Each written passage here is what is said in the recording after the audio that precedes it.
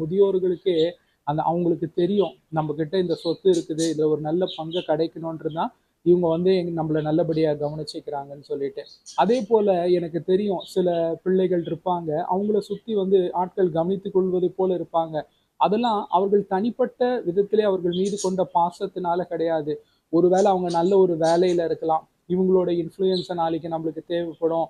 இவங்களோட தயவு நம்மளுக்கு தேவைப்படும்னு சொல்லி அவங்க கிட்ட வந்து ஒரு டச் வச்சுப்பாங்க. அவங்க கிட்ட வந்து அவங்க பர்த்டேக்கு விஷ் பண்றது, அவங்க மேல அன்பு இருக்கிற மாரி ஒரு இது வச்சுப்பாங்க. அது வந்து அவர்கள் தனிப்பட்ட விதத்தில அவர்கள் மீது காண்பிக்கிற அன்போ, சிநேகமோ கிடையாது.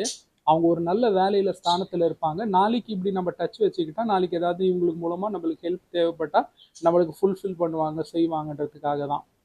அதனால என்ன சுத்தி யாரு இத்தனை பேர் இருந்தும் என் மேல அன்பு காமிக்க யாரும் இல்லைன்னு நினைக்காதீங்க. நான் சொல்லட்டுமா? அது ஒரு விசேஷமான அழைப்பு. ஏற்ற காலம் வரும்போது கர்த்தர் அத்தனை பேர் உங்களை விட்டு சென்றவங்க, உங்களை ஒதுக்குனவங்க அத்தனை பேரை கொண்டு வந்து உங்களிடத்திலே சேர்ப்பார். அதனால இன்னைக்கு இருக்கிற நிலையை வச்சு நாளைக்கு ஜட்ஜ் பண்ணிடாதீங்க. மனமடிவா இருக்கும்போது ஒண்ணுமே கிடையாது. நம்ம சர்வ வல்லவர் ஏசப்பா நம்ம கூட பேச ஆயத்தமா இருக்கிறார். பைபிள் எடுத்து படிக்க ஆரம்பிங்க. பைபிள் படிக்கிறதுக்கு முன்னாடி ஒரு சின்ன ஜெபம் பண்ணுங்க.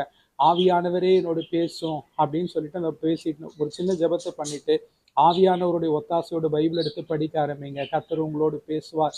ஒரு நேரம் வரும்போது அநேகர் உங்களை பார்க்க வேண்டும், உங்களோடு பேச வேண்டும், உங்களோடு பழக வேண்டும் சொல்லி முந்திக் கொள்ளுவாங்க. உங்க வாட்ஸ்அப்பை திறந்து பார்த்தீங்கன்னா எத்தனையோ மெசேஜஸ் இருக்கும். உங்களோடு பேச வேண்டும் என்று விரும்புவார்கள். அப்படிப்பட்ட காலகட்டங்கள் ஆண்டவர் உங்களுக்கு கொடுப்பார். சரிங்களா? எத்தனையோ பேர் உங்களை கிட்ட வந்து நெருக்குவாங்க, உங்ககிட்ட பழகணும், சிநேகம் வைக்கணும்ட்டு. உங்களாலே முடியாது. ஏன்னா அத்தனை பேர் நெருக்குவாங்க. அப்படிப்பட்ட